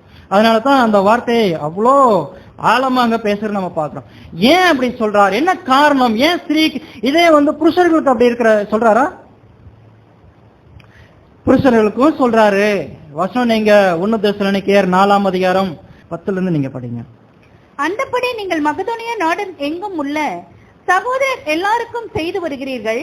சகோதரரே, அன்பிலே நீங்கள் இன்னும் அதிகமாய் பெருகவும் புறம்பே இருக்கிறவர்களை பற்றி யோக்கியமாய் நடந்து ஒன்றிலும் உங்களுக்கு குறைவில்லாதிருக்கும்படிக்கு நான் உங்களுக்கு கட்டளையிட்டபடியே அமைதல் உள்ளவர்களாய் இருக்கும்படி நாடவும், உங்கள் சொந்த அலுவல்களை பார்க்கவும், உங்கள் சொந்த கைகளிலே வேலை செய்யவும் வேண்டும் என்று உங்களுக்கு புத்தி சொல்லுகிறோம். பாருங்க, இங்க கூட என்ன சொல்றாரு?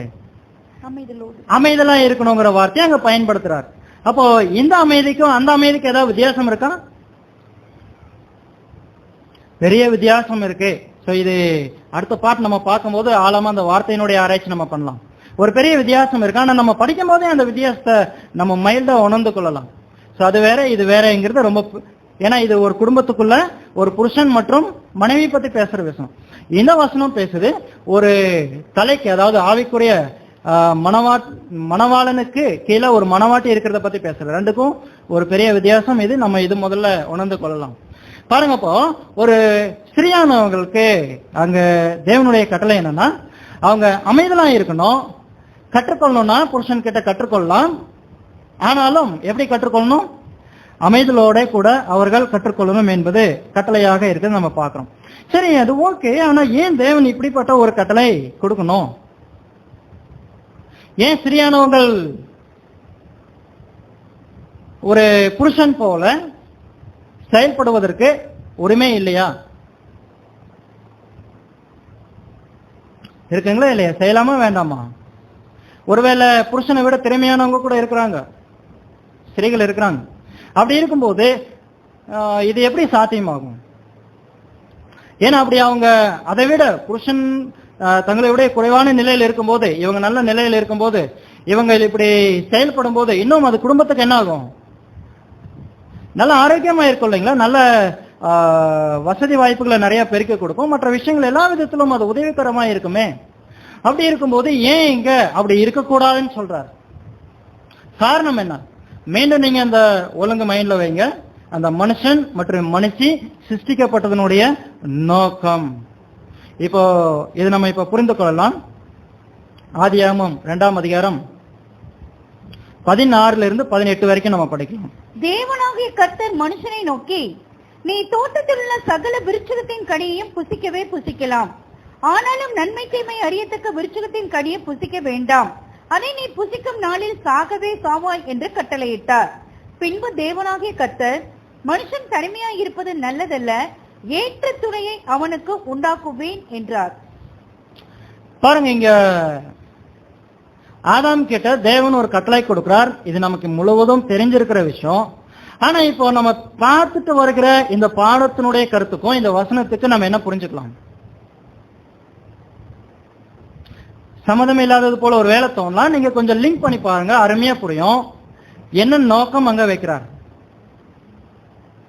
பாருங்க. அங்க ஸ்திரீக்கு ஒரு கட்டளை கொடுக்கிறார், நீங்க அமைதியா இருக்கணும், அடக்கமுள்ளவங்களா இருக்கணும். கற்றுக்கொள்ளணும்னா அமைதியா இருந்து கற்றுக்கொள்ளுங்க, புருஷன் மேல அதிகாரம் செலுத்தக்கூடாது. இது ரெக்வெஸ்ட் இல்ல, அதாவது இது வேண்டுதல் இல்ல. இது எப்படி நம்ம பார்க்கணும்? இது கட்டளை.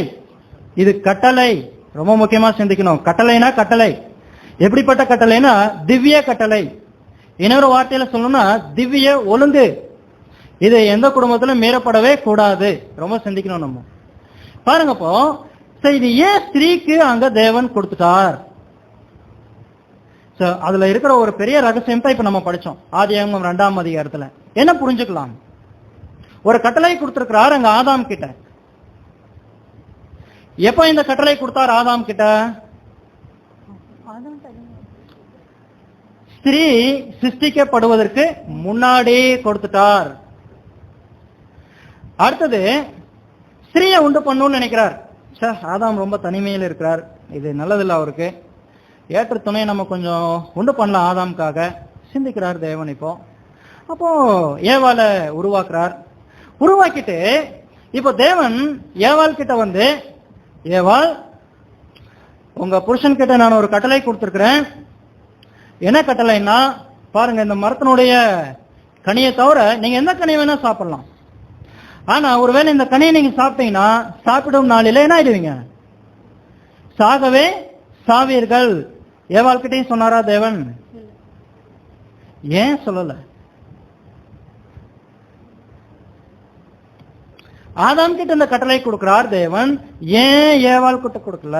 காரணம் என்ன?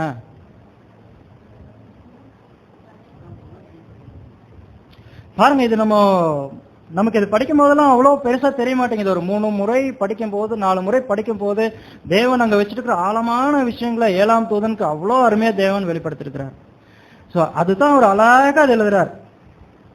பாருங்க, இப்போ தேவனுடைய முதல் அந்த பிரமாணமே அங்க மனுஷன் கிட்ட தேவன் ஒப்படைச்சார். ஒருவேளை தேவன் என்ன பண்ணிருக்கலாம்னா, வேண்டாம் வேண்டாம் வேண்டாம், ஒரு மனுஷையும் சிருஷ்டிப்பு பண்ணிட்டு 2 பேரையும் உட்கார வச்சு நம்ம என்ன பண்ணலாம், இந்த கட்டளையை கொடுக்கலாம். தேவன் அப்படி நினைச்சிருக்கலாம் இல்லைங்களா? தேவன் அப்படியும் செய்யல, இப்படியும் செய்யல, ஆனா இப்படித்தான் பண்ணிருக்கிறார். அப்படின்னா ஒரு நோக்கம் இருக்கணும் இல்லைங்களா? இல்லையா? பெரிய நோக்கம் இருக்கு. என்ன நோக்கம்? சரி, ஓகே, 2வது பாகம் வந்துடலாம். அப்போ உங்களுக்கு ரொம்ப ஈஸியா புரிஞ்சிடும். இந்த கட்டளை தேவன் ஆதாம் கிட்ட கொடுத்தார். அடுத்து இந்த கட்டளை யாருக்கு பாஸ் ஆச்சு? யாருகிட்ட போச்சு இந்த கட்டளை? ஏவாள் கிட்ட போயிடுச்சு. இப்போ ஏவாள் கிட்ட இந்த கட்டளையை கொண்டு போய் சேர்த்தது யாரு? அது இந்த கட்டளையை ஏவாள் யார்கிட்ட இருந்து கற்றுக்கொண்டாங்க? ஒரு மனுஷன் கிட்ட இருந்து கற்றுக்கொண்டாங்க, தன்னுடைய கணவன் கிட்ட இருந்து கற்றுக்கொண்டாங்க. அப்ப இங்க ஒரு பெரிய அருமையான ஒரு தெய்வீக ஏற்பாடு தேவன் வைக்கிறார். எப்படின்னா, பாருங்க, கட்டளை 2 பேருக்கு ஒண்ணுதான், 2 பேரும் கட்டளையை பெற்றுக்கொண்டு இருக்கிறாங்க. ஆனா வித்தியாசம் என்னன்னா, அந்த கட்டளை நேரடியாக ஆதாமுக்கு கொடுக்கப்படுது. அல்லது ஒழுங்கை பத்தி நம்ம பேசணும்னா ஒரு மனுஷனுக்கு கொடுக்கப்படுது, ஒரு புருஷனுக்கு கொடுக்கப்படுது நேரடியாக. ஆனா அதே கட்டளை ஒரு மனுஷிக்கு நேரடியா கொடுக்கப்படுறதில்ல, ஆதாம் கிட்ட இருந்து கற்றுக் கொடுக்கப்பட்டுச்சு. பெரிய வித்தியாசம் இருக்கு. நேரடியா கொடுக்கறதுக்கும் அந்த மனுஷன் கிட்ட இருந்து கற்றுக்கொள்வதற்கும் ஒரு பெரிய வித்தியாசம் அங்க நம்ம உணரணும். அப்படின்னா இங்க என்ன நம்ம புரிந்து கொள்ளனா, தேவன் ஆதியிலேயே இந்த ஏற்பாடு எப்படி வச்சுட்டார் மனுஷிக்குள்ளன்னா, ஒரு மனுஷனை டீச்சரா வச்சிருக்கிறார், ஒரு மனுஷிய கற்றுக்கொள்ளுவர்களாக வச்சிருக்கிறார், அல்லது ஒரு மனுஷனை ஆசிரியராக வச்சிருக்கிறார், கற்றுக் கொடுக்கிற ஒரு ஆசிரியராக ஏற்படுத்தியிருக்கிறாரு. ஒரு மனுஷிய அந்த ஆசிரியரிடமிருந்து கற்றுக்கொள்ளும் ஒரு பாத்திரமாக வச்சிருக்கிறார் இந்த தெய்வீக திட்டத்துல. பாருங்க, அதனாலதான் எங்க அப்போஸ்தலன் பவுல் அங்க எப்படி சொல்றாரு, ஸ்திரியை குறித்து சொல்லும் போது, நீங்க ஏதாவது கற்றுக்கொள்ளணும்னா கற்றுக்கொள்ளுங்க. ஆனா எப்படி கற்றுக்கொள்ளணும் பாத்தீங்களா? திவ்ய ஒழுங்குல கற்றுக்கொள்ளணும்னா ஸ்திரீக்கு தேவன் அப்படிதான் வச்சிட்டார், அவங்க அமைதியா கற்றுக்கொள்ளணும். ஆனா கற்றுக்கொண்டதை வச்சு அவங்க என்ன பண்ண கூடாது, இப்போ புருஷன் மேல அதிகாரம் செலுத்தவும் அப்புறம் உபதேசம் பண்ணவும் கூடாது. ஏன்னா உங்களுக்கு உபதேசமே யார்கிட்ட தான் நீங்க கற்றுக்கொள்ளணும்.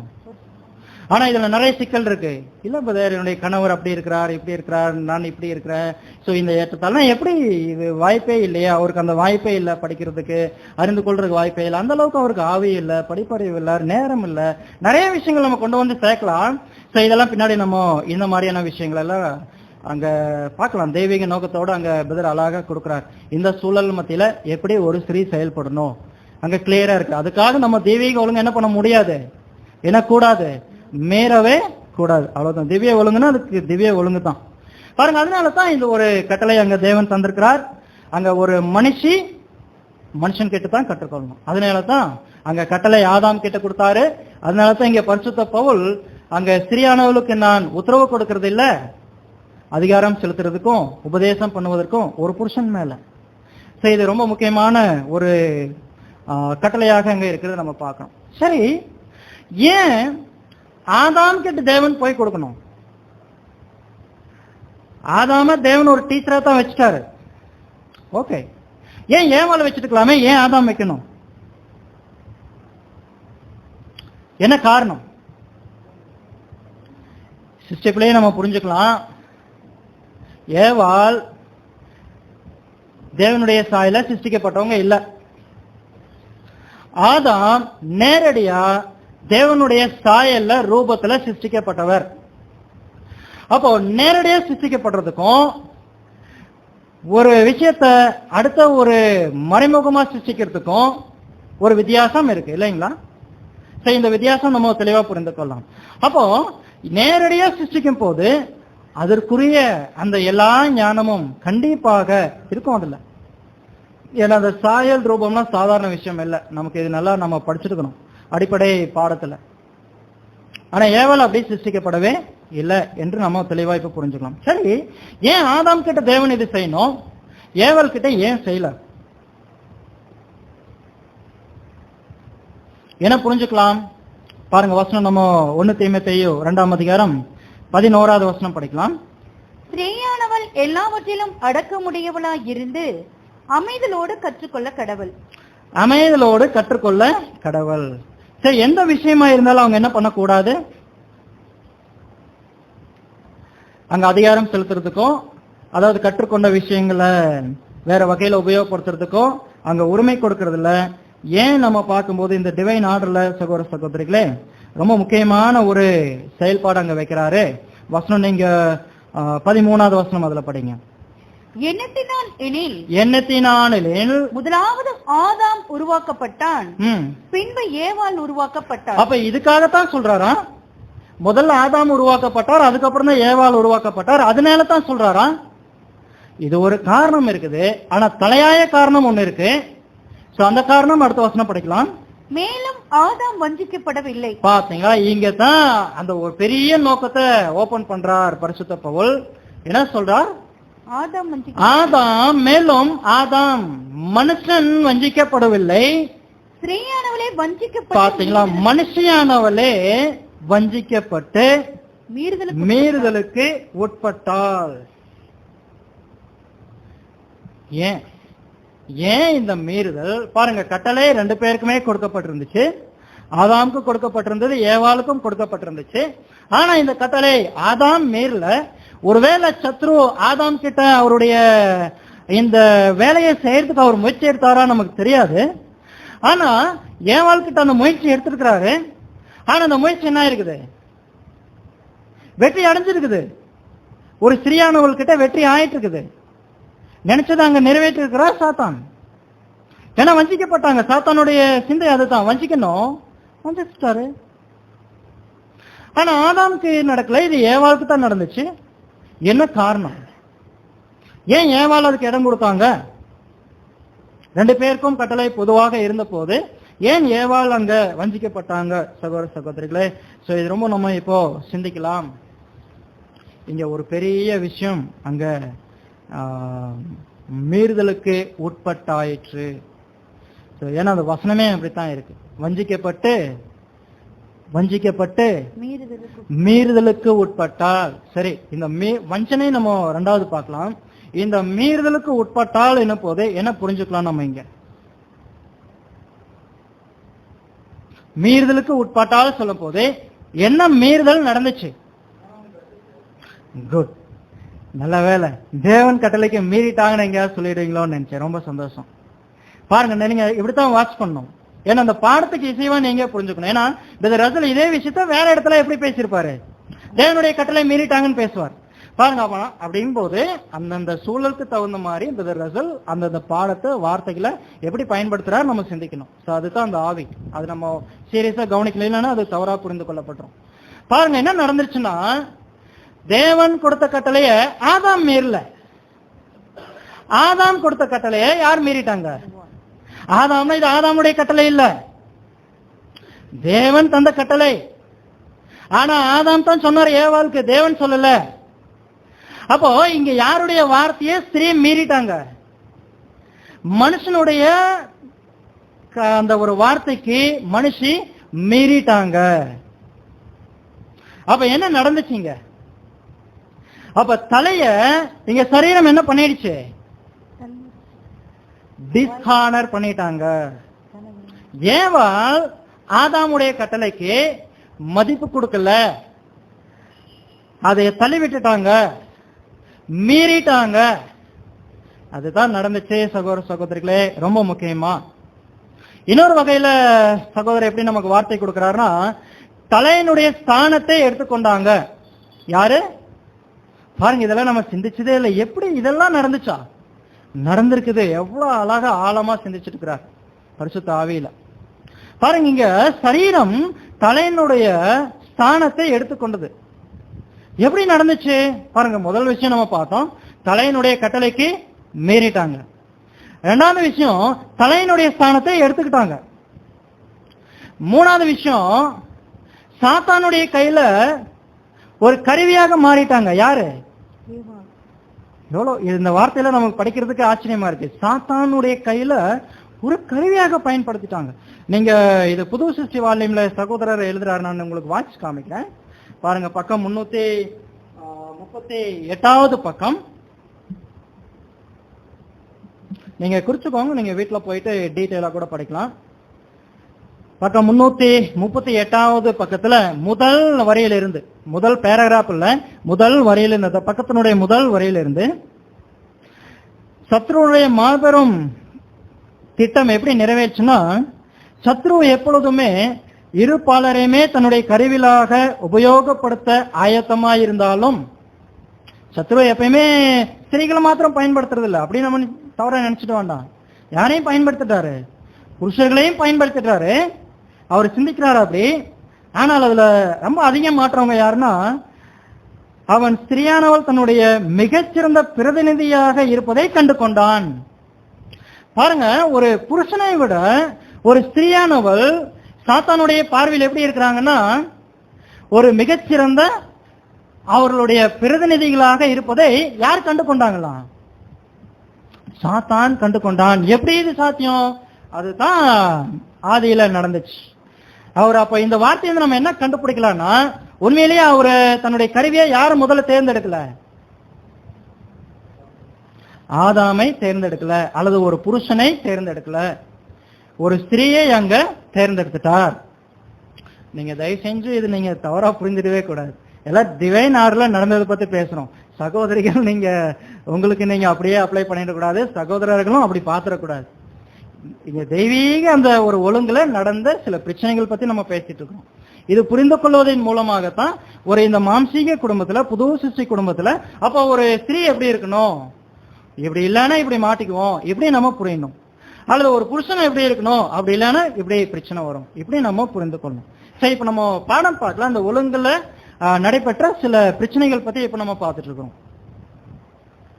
பாருங்க, இப்போ ரொம்ப முக்கியமா இங்க 2 விஷயங்கள் நடந்தது பார்த்தோம். ஒண்ணு, தலையினுடைய கட்டளையை ஒதுக்கிட்டாங்க. 2வது, தலையினுடைய ஸ்தானத்தை எடுத்துட்டாங்க. 3வது முக்கியமான விஷயம், சாத்தானுடைய கையில அவங்கள ஒரு பிரதிநிதியாக பயன்படுத்தப்பட்டுட்டாங்க. மீண்டும் 3 விஷயங்கள் நடந்துச்சு. இதுல 3வது விஷயம் நமக்கு நல்லா தெரியும். முதல் விஷயம் கூட நமக்கு நல்லா தெரியும். ஆமா, ஆதாம் சொன்ன கட்டளைக்கு அவங்க மீறிட்டாங்க. ஆனா இடையில இருக்கிற அந்த 2வது கட்டளை எப்படி அவங்க தலையினுடைய ஸ்தானத்தை எடுத்தாங்க? உண்மையிலேயே ஏவாள் அங்க தலையினுடைய ஸ்தானத்தை எடுத்துட்டாங்களா? மேலோட்டமாக பார்க்கும்போது அப்படி நமக்கு தெரிவது இல்லை சகோதர சகோதரிகளே. கொஞ்சம் ஆழமா நம்ம பார்க்கும்போது உண்மையிலேயே அது நம்ம கண்டுபிடிக்கலாம். எப்படி நம்ம கண்டுபிடிக்கலாம்னா, சாத்தான் முதல்ல இந்த ஒரு வஞ்சனையை கொண்டு வரும்போது ஏவாள் என்ன பண்ணிட்டாங்களா, சரி என்னுடைய கணவன் சொல்லியிருக்கிறாரு தேவன் இப்படி சொன்னாருன்னு சொல்லி, ஆனா சாத்தான் இப்படி சொல்றாரு, இப்ப சாத்தான் இப்படி சொல்லுவதன் மூலம் இப்ப நான் என்ன பண்ணணும்? என்னுடைய புருஷனுடைய கட்டளையை நான் அப்படியே புரிஞ்சு நான் ஒப்பு கொடுக்கறதா, இல்ல சாத்தான் சொல்றத கொஞ்சம் நம்ம டெஸ்ட் பண்ணி பார்க்கலாமா? கொஞ்சம் நிதானிக்கிறாங்க. இப்போ கொஞ்சம் நிதானிக்க ஆரம்பிக்கிறாங்க. சொந்தமா இப்போ நிதானிக்க ஆரம்பிக்கிறாங்க. இங்கே நம்ம என்ன கண்டுபிடிக்கணும்னா, அவர்கள் கற்றுக்கொள்வதற்காக ஏற்படுத்தப்பட்டவர்கள், தாங்களாகவே ஒரு விஷயத்தை கற்றுக்கொள்வதற்கு இல்ல, மற்ற ஒரு இடத்துல இருந்து கற்றுக்கொள்வதற்காக அப்படித்தான் தேவன் ஏற்படுத்திட்டார். ஆனா இங்க ஏவாள் என்ன பண்ணிட்டு இருக்கிறாங்கன்னா, இல்ல நான் இப்போ சிந்திக்கிறேன், என்னுடைய கணவன் சொல்லிட்டாரு, ஆனா சாத்தான் இப்படி சொல்றான், நான் என்ன பண்ணலாம்? சரி, நான் கொஞ்சம் சோதிச்சு பார்க்கிறேன், உண்மையிலேயே அப்படி நடக்குமா நடக்காதா? கொஞ்சம் சுயமா சில முடிவுகள், சில நிதானம் அவங்க எடுத்துட்டு செயல்பட ஆரம்பிக்கிறாங்க. சரி, செயல்பட்டதுல தான் முதல்ல நடக்குது, அங்க புருஷனுடைய கட்டளையை அங்க மீறாங்க. 2வது விஷயம் அங்க என்ன நடக்குதுன்னா, அந்த மீறுதலுக்கு உட்பட்டு, அதாவது அந்த கனியை பறிச்சு சாப்பிட்டுட்டு தூக்கி போடல, என்ன பண்ணாங்க ஏவாள்? புருஷனுக்கும் கொடுத்தாள். கொண்டு போய் அந்த வசனம் படிங்க, ஆதியாகமம் 3:6. அப்பொழுது ஸ்திரீயானவள் அந்த விருட்சம் புசிப்புக்கு நல்லதும் பார்வைக்கு இன்பமும் புத்தியை தெளிவிக்கிறதுக்கு இச்சிக்கப்படத்தக்க விருட்சகமாய் இருக்கிறது என்று கண்டு இங்க கேட்டு இல்ல, ஆதாம் அப்படி எல்லாம் சொல்லவே இல்லை. ஆனா இவங்க கண்டு தாங்களாகவே கற்றுக்கொள்வதற்கு ஒரு முயற்சி எடுத்து இப்போ விஷயத்துல கொஞ்சம் போய் மாற்றுறாங்க. அதன் கனியை பறித்து புசித்து தன் புருஷனுக்கும் கொடுத்தால் அவனும் புசித்தான். பாத்தீங்களா, புருஷனுக்கும் கொடுத்தால். அப்ப இங்க என்ன நடந்துச்சு? நமக்கு மேலோட்டமா பார்க்கும்போது ஒரு கனியை கொடுத்தாங்க ஏவாள், அவ்வளவுதான். அது எப்படி ஒரு தலைமை ஸ்தானத்தை அவங்க எடுத்ததாக இருக்கும் பாருங்க. இப்ப நீங்க மறுபடியும் அங்க பரிசுத்த பவுல் சொல்றத நீங்க மைண்ட்ல வைக்கணும். அவர் என்ன சொல்லிட்டாரு? ஸ்திரீயானவளுக்கு நான் எப்படித்தான் கட்டளை கொடுக்கிறேன்னா, அவரு கொடுக்கல, தேவன் கொடுக்கிற கட்டளை, அவங்க அமைதியெல்லாம் இருந்து கற்றுக்கொள்ளணும். புருஷன் மேல உபதேசம் பண்ணவும் அதிகாரம் செலுத்தவும் உத்தரவு கொடுக்கறதே இல்ல. இப்ப இந்த 2 விஷயத்த அப்படியே ஏவாள் கிட்ட பொருத்தி பார்க்கலாம். இப்ப ஏவாள் அங்க என்ன பண்ணிட்டாங்க? ஆதாம் கிட்ட கனிய பறிச்சு கொண்டு போய் ஆதாம் கிட்ட கொடுக்கும் போது சாப்பிட்டுட்டு, இப்ப ஆதாம் அந்த கனியை எப்படி பார்த்திருப்பாரு? ஏவாள் பார்த்த மாதிரி பார்த்திருப்பாரா? ஐயோ, இது தேவன் சாப்பிட வேண்டாம்னு சொன்னாரேம்மா, நீ ஏன் இப்படி பண்ண? இல்ல நான் சாப்பிட்டேன், பார்க்கிறதுக்கு நல்லா இருந்துச்சு. பாருங்க அந்த வசனம் எப்படி இருக்குன்னு மறுபடியும் படுங்க. 6வது வசனம். அப்பொழுது ஸ்திரீயானவள் அந்த விருட்சம் புசிப்புக்கு நல்லதும் பார்வைக்கு இன்பமும் புத்தியை தெளிவிக்கிறதுக்கு இச்சிக்கப்படத்தக்க விருட்சமாய் இருக்கிறது என்று கண்டு சாப்பிட்டு ஆதாம் கிட்ட கொடுக்கும் போது சும்மா சாப்பிட்டு பாருங்கன்னு கொடுத்திருப்பாங்களாங்க ஏவாள்?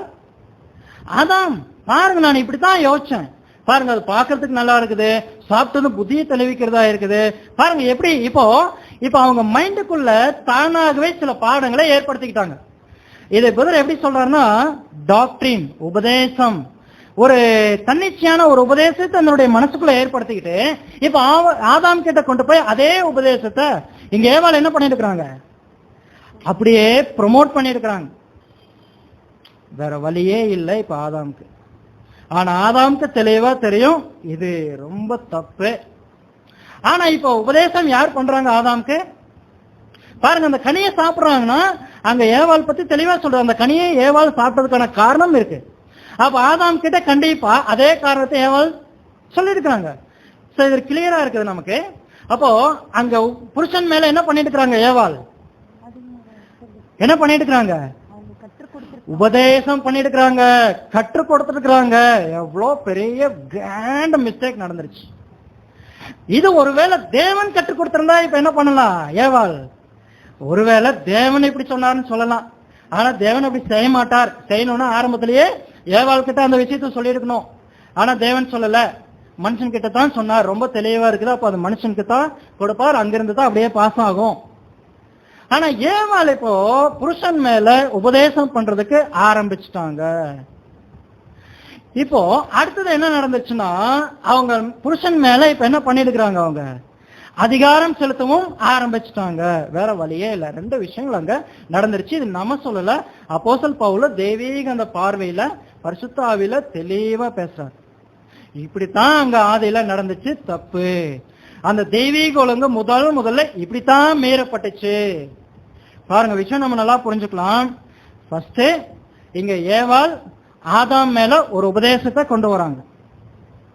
அடுத்தது அங்க தெய்வீக நோக்கத்துல ஏற்படுத்தப்பட்ட அந்த தலைமை ஸ்தானம் என்ன ஆயிடுச்சு, தவறாக எடுக்கப்பட்டுச்சு. ஏவாள் எடுத்துக்கொண்டது தெளிவாக நம்ம பாக்குறோம்.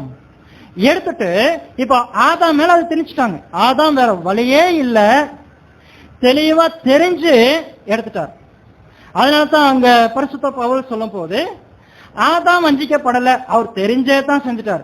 ஆனா ஏவாள் தான் என்ன ஆயிட்டாங்க, வஞ்சிக்கப்பட்டுட்டாங்க. அப்படின்னா தேவனுடைய கட்டளை இப்படி இருக்க, தன்னுடைய கணவன் மூலம் அது பெற்று இருக்க, ஆனா அதெல்லாம் மைண்டுக்குள்ள இல்ல.